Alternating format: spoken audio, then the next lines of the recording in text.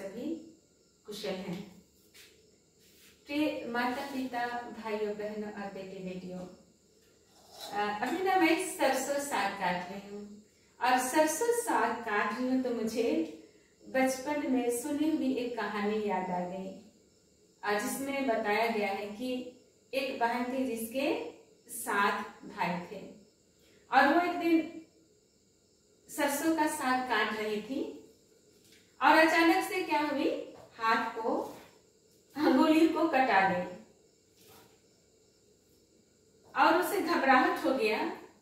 बोलती कि अरे साग, मतलब कपड़ा में पुछाऊंगी तो भाई लोग देख लेगा, जमीन में चुभेगा फिर भी देख लेगा, और इसीलिए अपने उस दर्द को भी छुपाने के लिए और खून को भी छुपाने के लिए वो क्या की, साग में ही पुछा दी, है ना, साग में ऐसे ऐसे करके पुछा दी और वैसे ही पका भी ली।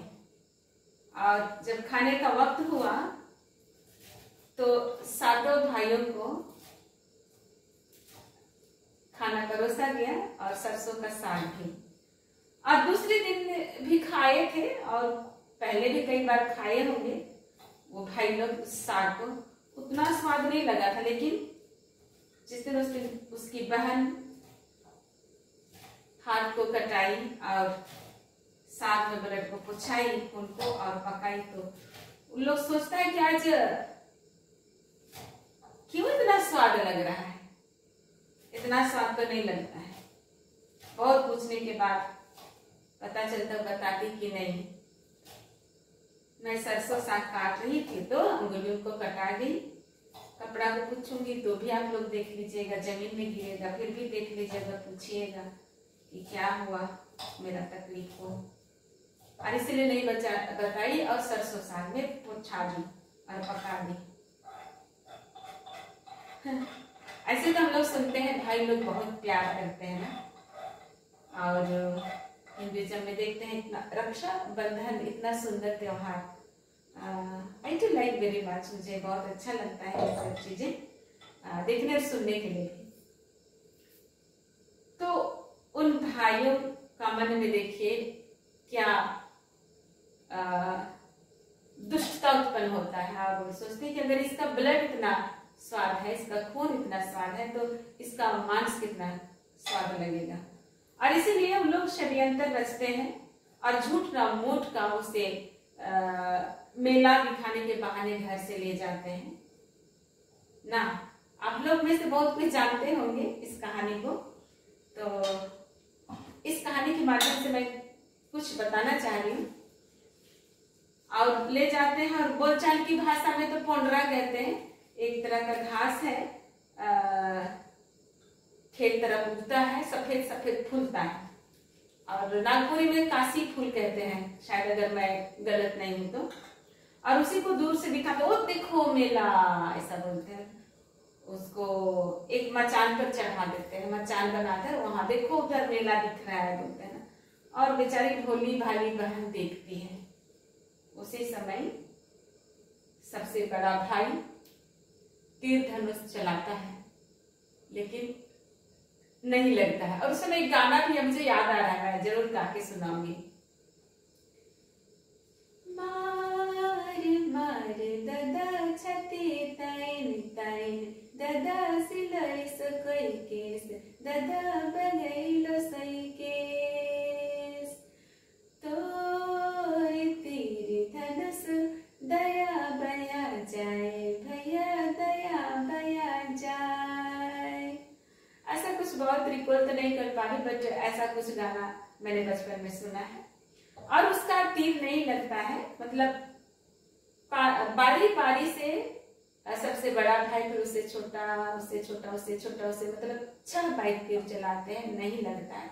अंत में छोटा भाई, वो बिल्कुल भी तीर नहीं चलाना चाह रहा था, लेकिन अगर नहीं चलाएगा तो बड़े भाई गुस्सा आ जाएंगे, उससे लड़ाई करेंगे, उसके साथ मारपीट करेंगे। ऐसा सोच के वह ना चाहते हुए भी कोशिश तो किया कि अपनी बहन को ना लगे, उल्टा चलाया, लेकिन प्यारो, छोटा भाई जो उसको प्यार करता था, उसी का तीर उसको लग जाता है।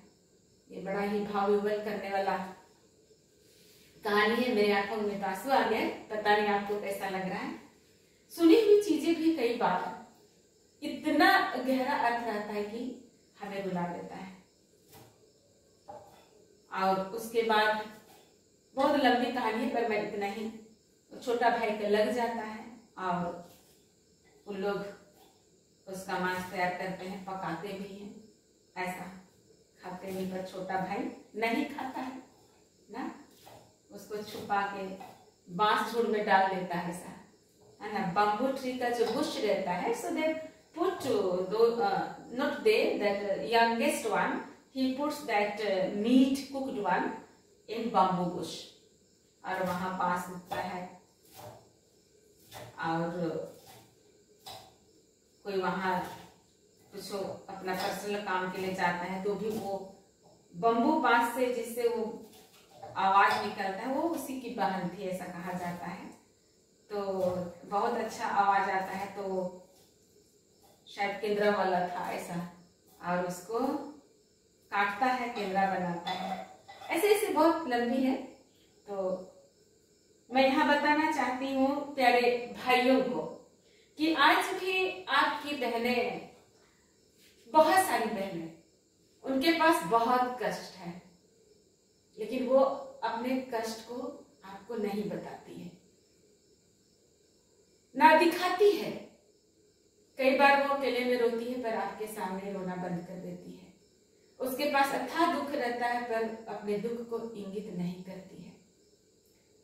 कोई कोई भाई लोग बहुत प्यार करते हैं, लेकिन कोई कोई भाइयों को तो कोई मतलब नहीं है। अगर उसके पास पैसा है तो पैसा से मतलब है ना। कोई कोई भाभी लोग, सोचिए कई रक्षाबंधन गुजर जाता है, अगर क्रिश्चियन तो कई क्रिसमस नया खाने पर मनाते, इधर अगर भारत के झारखंड एरिया में बोलेंगे तो कई दीपावली, कई दशहरा,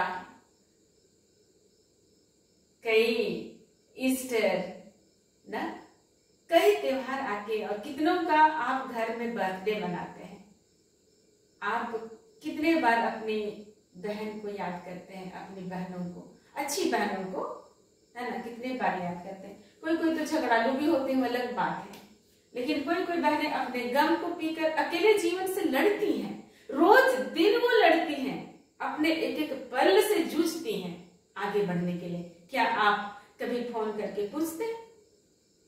आपको शायद वो बहनें कभी कभी आपकी तकलीफ के समय अपना ना सोच के, अपने बच्चों को ना सोच के शायद आपको मदद भी की होंगे,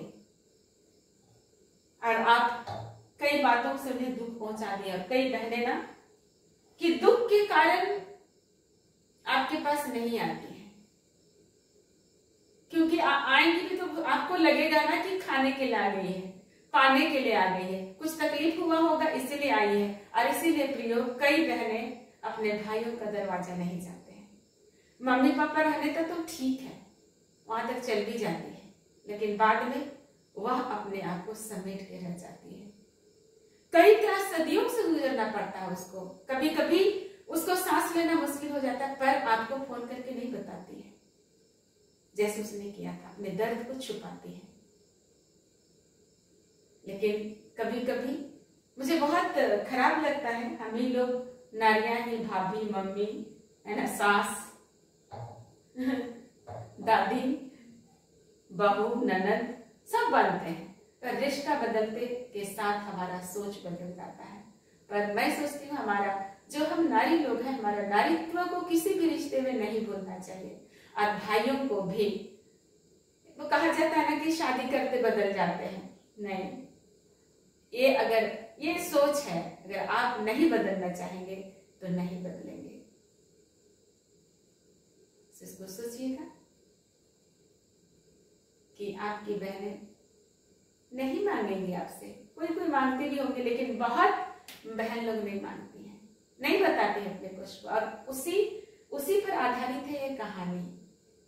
रोके रह जाती है, कई बार खाली पेट सो जाएंगी, अकेले भी है तो आपको नहीं बताएंगे।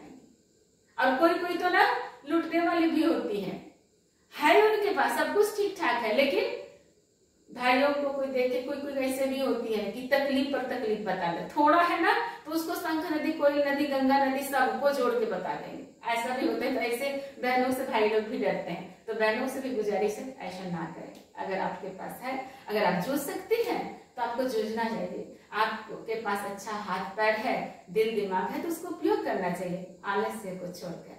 इसको कहते हैं ठगना, कोई कोई ठगते भी हैं, इसीलिए ठगने वालों से भी बचना है। पर बहुत सारी अच्छी बहनें हैं और भाई लोग भी बहुत लोग बहुत अच्छे हैं, ऐसा बात नहीं सब कोई बुरे हैं। तो चलिए रिश्तों को अगर संभव है निस्वार्थ भावना से निभा पाते तो जरूर। जहाँ स्वार्थ आता है ना तो वहां निभाना मुश्किल होता है, इसलिए स्वार्थ से उठकर दर्द को बिना बताए पढ़ पाने की क्षमता हम सबों में एक दूसरे में विकसित करना होगा।